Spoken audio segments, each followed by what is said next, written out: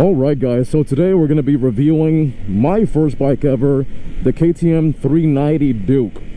I'm going to be giving my take on how it's been owning this bike for the last 3 months that I've had it. It's my first bike ever, and during these 3 months I've actually gotten a really good chance to try out tons of other bikes, especially beginner bikes, from buddies or people that I know from courses that I've taken and stuff like that. So I'll be giving you guys my personal experience as to why I went with this specific bike and kind of like the little bit of a pros and cons. And this isn't going to be a highly technical review or anything like that. This is purely just going to be my opinion on what it's like to own this specific bike as somebody who is a beginner rider. I don't have tons of experience. How my experience starting to ride bikes on this specific bike was, and how it compares to the other bikes that I have used in this short amount of time. So yeah, let's do it. We're gonna pull in here. I'm gonna get off the bike and I'm gonna show you a little bit of how the bike is looking, and we'll talk a little bit more about it. Let's do it. Alright guys, so here's the bike. Here's how it looks. I think personally that it looks beautiful. I love the design that the KTM does with their bikes, their naked bikes specifically, and I think it just looks like a damn beauty. So one of the reasons that I picked up this bike is because, number one, it's not very big. So I'm only 5'8", and I don't know the length of my legs, but they are not very long. But it's very easy for me to just get on the bike and be able to have my foot fully planted on both sides. As you can see, pretty easy to have my foot planted on both sides for somebody my specific height. Number two, the upright position of the seating is very, very nice. I like that the naked bikes, specifically like this one's, is going to have you in a very upright position for the most part. You're not going to be very leaned over like you would be on a sports bike, and it's not going to be to the degree of something like a GS adventure bike, which is going to have you in an even more upright position with your feet a little bit further forward. This one is going to be, you know, your feet are still going to be back just a tad bit, but your body position is actually going to be very, very straight. In terms of the weight, it is a very, very light bike. I mean, I have no idea about the actual stats. I'm pretty sure it's less than 400 pounds. It's like 390 something pounds, but it is a very light and nimble bike when you're actually out and about riding, which is a huge advantage. So number one, all of those things when it comes to the ergonomics makes it a very easy beginner bike. Now, in comparison to other ones, like let's say the Honda Grom, which is like very, very little, or the BMW 310R, or let's say the Honda Rebel, I specifically like this seating angle the most. I do not like the seating angle on the Honda Rebel. That's just me, that's just personal preference. Obviously it has to do with the type of bike that you're going to be utilizing. If you're going to want more of a cruiser, if you want a naked bike, if you want a super sport, blah blah blah, they're all going to be different. Me specifically, I like the angle of the seat of this one here, specifically the naked bikes. Very, very comfortable for street riding, but I will say it is not comfortable for long distance. I took this specific bike for like a 2.5 hour ride, and let me tell you, after a while it gets highly uncomfortable. It is not the most comfortable bike out there, but it is to be expected of a naked bike. The seat is not going to be the best, and also the wind pressure you start getting from being in the freeway or the highway for a long time, it's not going to be the best, but very good for going around the city. And if you're not going to be going to anywhere very far away or anything like that, this is going to be the perfect bike for you. Now, if you're somebody that's leaning more into the side of cruising to very long distances, you're going to be sitting for over an hour and this and that, this is probably not the bike for you, because it's going to be very uncomfortable. The seat is going to hurt your ass, and the wind pressure, because there's no windscreen, is going to be god-awful. Sure, you can add those things in the aftermarket parts. You know, you can add a windscreen, you can change the seat out and stuff like that, but with the stock bike as it comes, you're not gonna get those benefits. Okay, so let's turn this on. So, oh, hit the brake, start off on neutral, and right off the bat, as I'm revving the engine, you guys can hear that it is not a very loud bike. It is not a very loud bike at all, but it does get the job done. I will tell you this, everybody in the bike community is gonna lean into the side of saying, yeah, you need a loud bike, especially when you're on the freeway and you want to be next to people. If you're gonna be lane splitting, you want to be loud, you want to make sure that they know that you're there, blah blah blah, this and that. Look, at the end of the day, what's really gonna save you if you're in the freeway or you're in the streets, it's your actual skill as a rider, not because your bike is loud. Sure, it could help you in some specific cases, but what's going to be the most important is that your actual skills save you. So I wouldn't consider that a deal breaker just because this bike is not very loud. It's just, it is what it is. Now, in terms of the riding experience of this, super light bike, super nimble bike, very easy to do, and you can go through any type of obstacle and it'll be super easy to get through. Like, this is one of those bikes that is just so easy to handle that it almost feels like you're cheating, you know, because I've got older bikes that don't have ABS and stuff like that. Obviously this is a newer bike, this has traction control, this has ABS, this is never gonna lock up on you in terms of like your rear wheel, your front wheel, or anything like that. And just being like super nimble with it like this, and just letting the bike almost fall over, and it's just not gonna fall over. It's just a beautiful experience. I think overall this one provides a superior position, and it's easier than a lot of other bikes that I have tried. Specifically, even the BMW, there's a lot more upright, and the Honda Rebel, I think the position that you're sitting in right here on this bike makes handling the bike a lot easier than on those other bikes. And this bike just so happens to be a little bit more powerful. So I have tried the KTM, the Duke, the 200, and I have tried the 790, and obviously the 390 is right in the middle.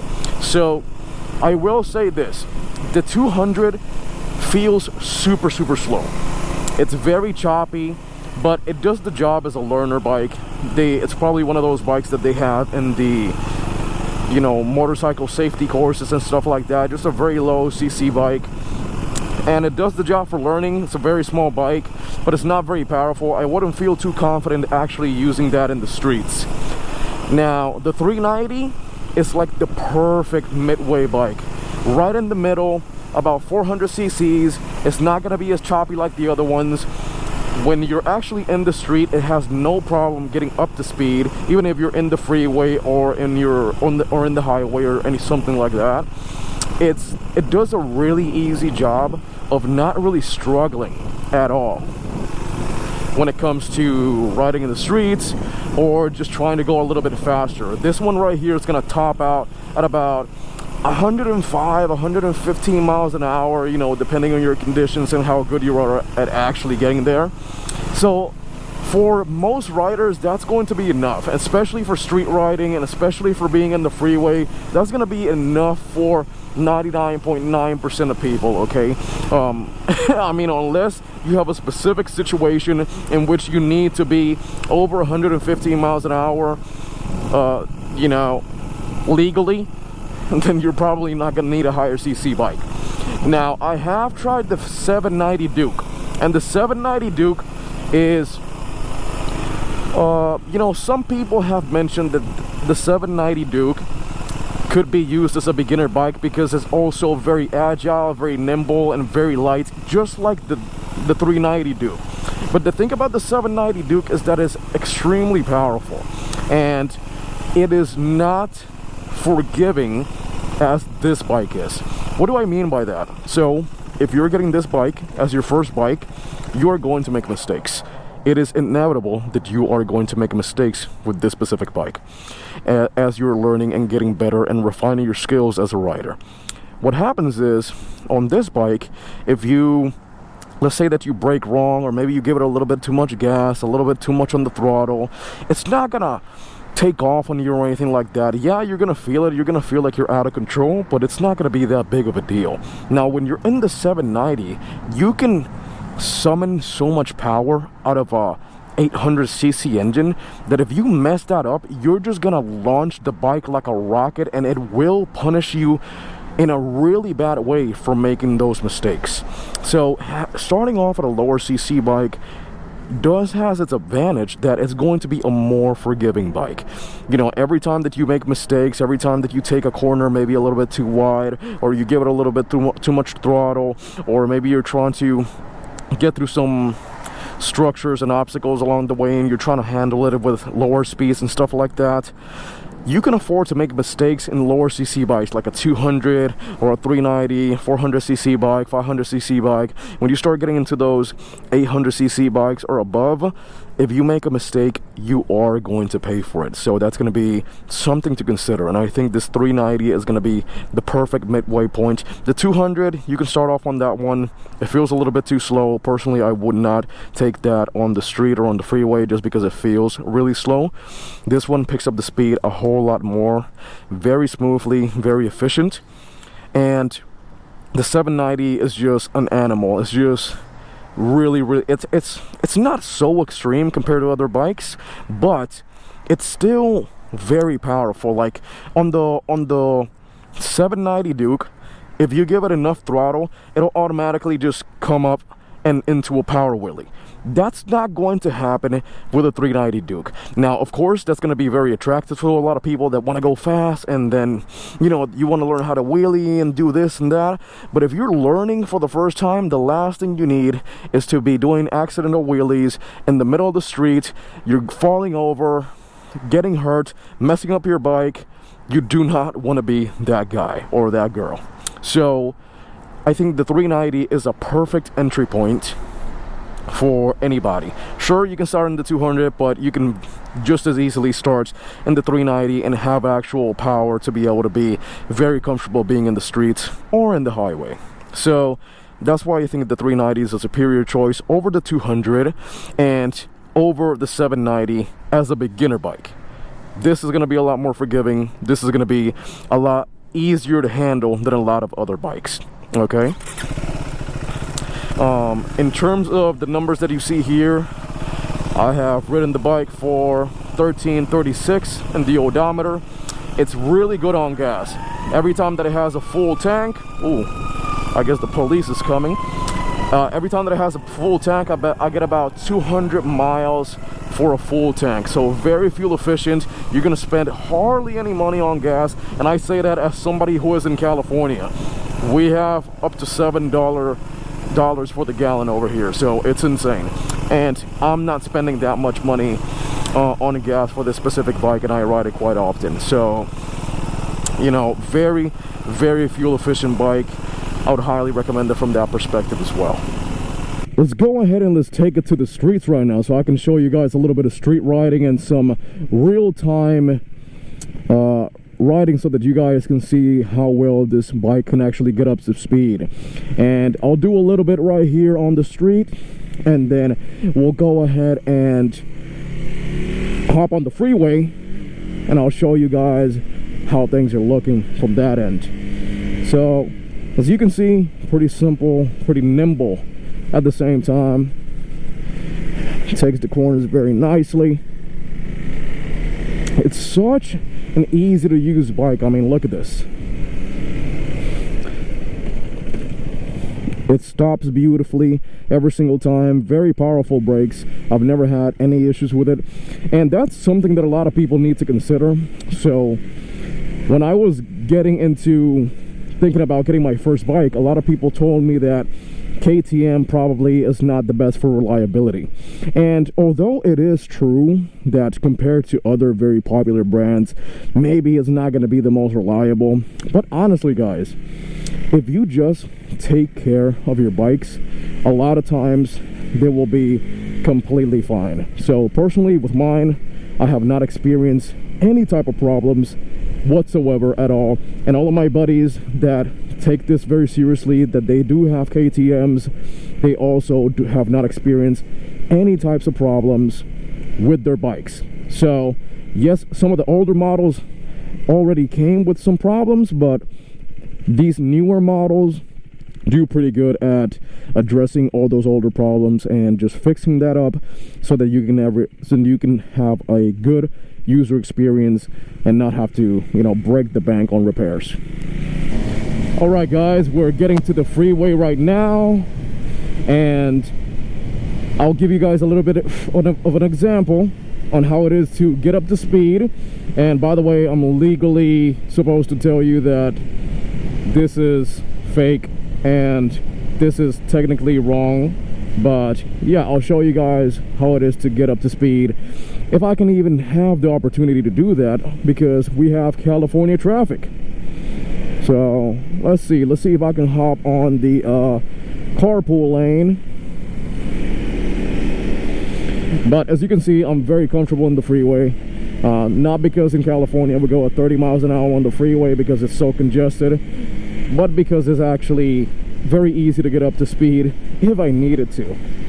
So right here, this lane, this bike has turning lights, so left, right, and it also has emergency lights right here. All right, so now we're starting to pick up a little bit of speed. We're in 4th gear. Hopefully you can hear me and the wind is not too crazy. 4th gear, we're going about 52.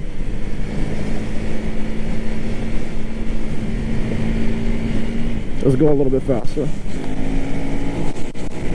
See, if I needed to pass some people, I can easily get to 70, go to 3 lanes over, easy peasy, I'm already there. Like, this bike is not a danger. There's a big misconception that, you know, it's a 390, can't get up to speed, it's gonna be way too slow. Absolutely not. This bike gets up to like 115 if I really try to, and it does so without struggling. So this is a very perfect bike for beginners, because it'll be able to allow you to go whatever speed that you need to go legally on these streets, and you'll be completely fine. Completely fine. All right. Lastly, what I want to go ahead and show you guys is a couple of the modes that the bike has. So right here on the screen, if we go to the menu, we can see that we have tons of options. So if I go to motorcycle right here, we got some ride modes. So we got the street, which is what 99% of you are going to be using. We got track, in case you're actually going to hit the track. And if you actually put the track mode on, you will unlock launch control, which is, I guess, pretty useful for the track, but for most of us, not going to be very useful. And then we have rain mode for those days that obviously not the best conditions for riding. It has you covered. Additionally to that, you can turn on or off the ABS and also the MTC. And then it just gives you basic information about the bike, everything that's going on with it, when it needs to be serviced, trip information, speed control, state. It does seem like it has a couple options for like GPS and music. My specific bike, I didn't get the tech package, so I don't have it. I have it within my like I usually listen to my GPS or music within my own helmet from my Cardo, so don't need that. And then obviously we got settings, you know, little things like connectivity, shifting like lights, and all the standard stuff that you would expect to see on a bike. So very useful overall. This was my first pick when it comes to all of the bikes that I went over. You know, I tried about, let's say, 6 or 7 bikes for my beginner bike, and this one was definitely the one that I thought was the best bang for your buck. And I mean that pretty literally, because this bike is not expensive at all. I think it ran like less than $6 grand, brand new. So very good bike, very inexpensive. So far it's been very reliable, very nimble, very light. I can, you know, very good for my specific size, and very fuel efficient. Overall, very modern bike, and it can do everything that you need to do. As you guys saw, it gets up to speed on the freeway. If I need to go a little bit faster to pass somebody, it has absolutely no problem doing that. So yeah, That's all that I wanted to say, guys. If any of you have any specific questions about the bike, feel free to go ahead and message me or comment below, and I'll see you on the next one.